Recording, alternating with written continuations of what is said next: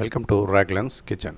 இன்றைக்கி நம்ம condensed milk வச்சு எப்படி சூப்பரான ஸ்பான்ச்சியான கேக் நம்ம இன்றைக்கி எப்படி செய்யலான்ட்டு பார்க்கலாம் வாங்க. இப்போ இதை செய்கிறதுக்கு ஃபஸ்ட்டு ஒரு பவுலில் 80 கிராம் உருக்கிய பட்டரை ஊற்றிக்கலாம். இது கூடவே மில்க்மேட் 150 கிராம் இதையும் அதில் சேர்த்துடலாம்.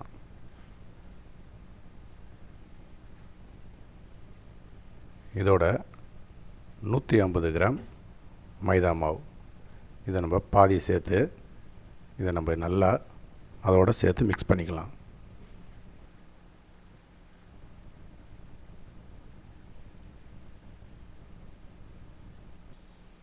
இப்போ பார்த்திங்கன்னா நல்லா மிக்ஸ் பண்ணியாச்சு.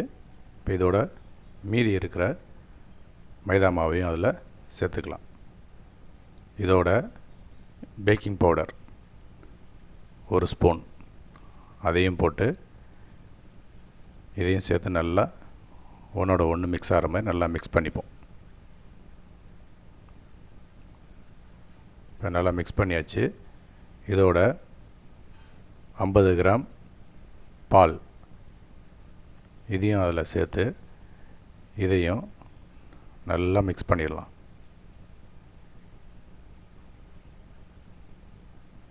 இப்போ பார்த்தீங்கன்னா நல்லா மிக்ஸ் ஆகி வந்துடுச்சு. இதோட 5 ml வெண்ணிலா எசன்ஸ் அதையும் ஊற்றிப்போம். இதையும் நம்ம மிக்ஸ் பண்ணி வச்சுருக்கிறதோடு சேர்த்து நல்லா மிக்ஸ் பண்ணிடலாம்.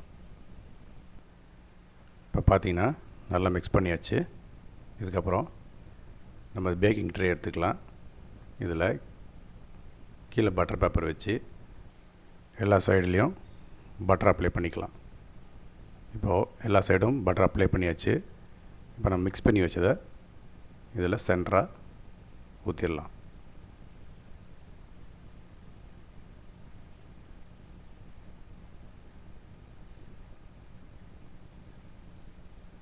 சென்டராக ஊற்றியாச்சு. நம்ம இதை நல்லா ஷேக் பண்ணி 2 தட்டு தட்டிக்கலாம். அப்போ தான் நல்லா அது கரெக்டாக செட் ஆகிக்கும். அது மாதிரி நம்ம தட்டிப்போம்.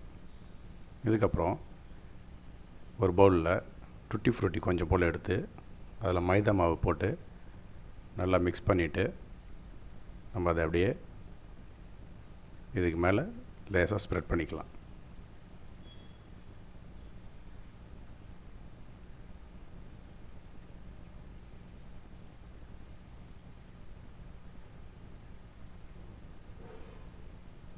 எல்லாத்தையும் மேலே போட்டாச்சு. இதை நம்ம அப்படியே எப்படி பேக்கிங் பண்ணலான்ட்டு இப்போ பார்க்கலாம். இதுக்கு ஒரு குக்கர் பேன் எடுத்திருக்கேன். இந்த குக்கர் பேனில் இது மாதிரி நம்ம க்ரில்லை உள்ளே வச்சு அதுக்கு மேலே நம்ம ஊற்றி வச்ச பேக்கிங் ட்ரேயை சென்டராக வச்சுக்கலாம். நம்ம குக்கரை மூடி 45 மினிட்ஸ் லோ ஃப்ளேம்லேயே வச்சு இப்போ ஓப்பன் பண்ணி எடுத்தோம்னா நல்லா பேக்கிங் ஆகி வந்திருக்கு பாருங்கள். இதை நம்ம அப்படியே வெளியில் எடுத்துடலாம்.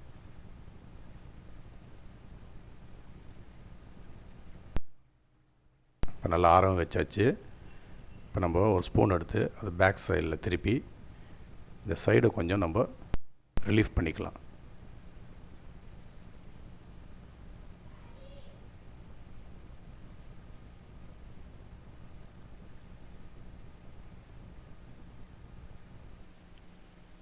இப்போ இதுக்கு ஒரு பிளேட் எடுத்து அதை அப்படியே மேலே வச்சு திருப்பி போட்டு லைட்டாக நம்ம தட்டினோம்னா கேக் அப்படி கீழே வந்துடும்.